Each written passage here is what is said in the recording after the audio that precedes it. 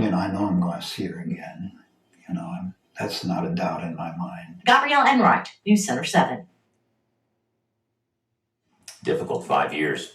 Gabrielle also talked with Dion Doval. He said his last 2-month-old, he said his 2-month-old husky, Nikio, was outside and then the twister hit that night. He watched the tornado grab the dog. Saw him get turned upside down and straight there. The only spot in my apartment was the hallway that had no windows. It was deep enough into the apartment itself that I was able to be okay. Dion said he cannot bring himself to get another dog.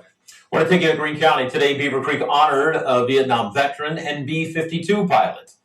Ovidio Pugnali is more than 90 years old. Today, we caught up with his family while they were taking pictures of him with his picture on street lights.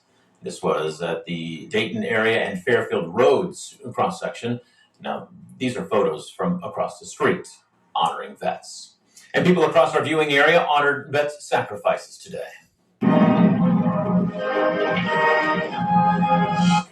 Commander Fred Rico Rojas spent 26 years in the Air Force. He's now the commander of the VFW post in Centerville. Nobody can put a price on the sacrifice that our military members made in different areas of the world to not come back. And some of them, we still don't know where they're at. Rojas said while he will soon retire as the VFW's post commander, he will keep supporting ceremonies for our vets. And in Cincinnati today, a Clark County man threw out the first pitch at the Reds game. Corporal Walter Stitt Jr. is a World War II vet, and the military has awarded him 2 Purple Hearts. He served in the Battle of the Bulge and had written a book about his time in the military. Looks good there on the mound today, sir. Stitt turns 100 in July.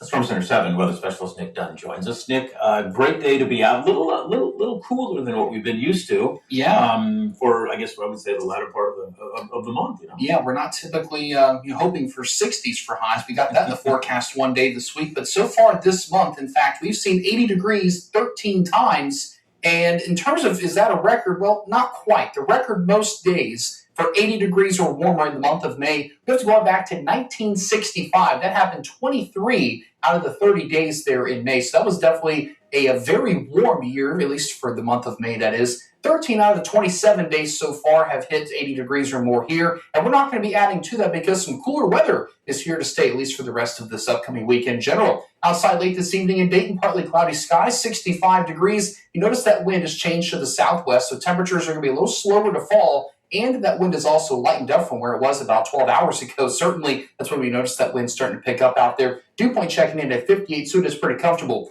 Live Doppler 7, about 95% of us are dry this evening. There might be a couple sprinkles if you are just to the north of US 33 there from Salina to Wapak.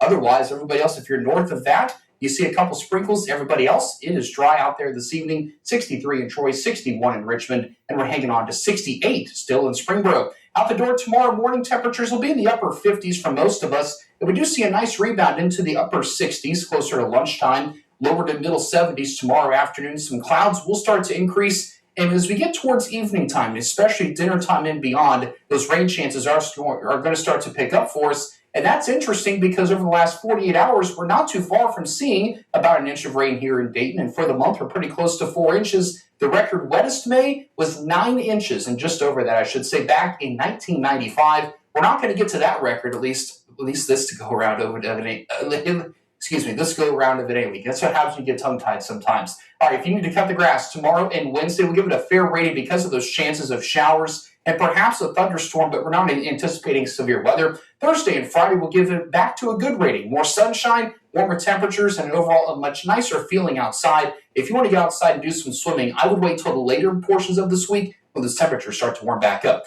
Futurecast tomorrow morning, just a few clouds. We'll see those build as we get into the afternoon, and maybe a couple of showers as we get towards the late afternoon and early evening, but then watch what happens toward late evening. Those showers will slowly start to dissipate, and I think we'll actually see a bit of a better coverage before those start to dissipate. But don't be surprised if you find a rumble of thunder mixed in there as well. Wednesday morning, some more scattered showers sticking around with us, and into the afternoon, we may find those starting to slowly dissipate. Notice these temperatures for Wednesday only in the 60s. We're certainly not used to that for the month of May.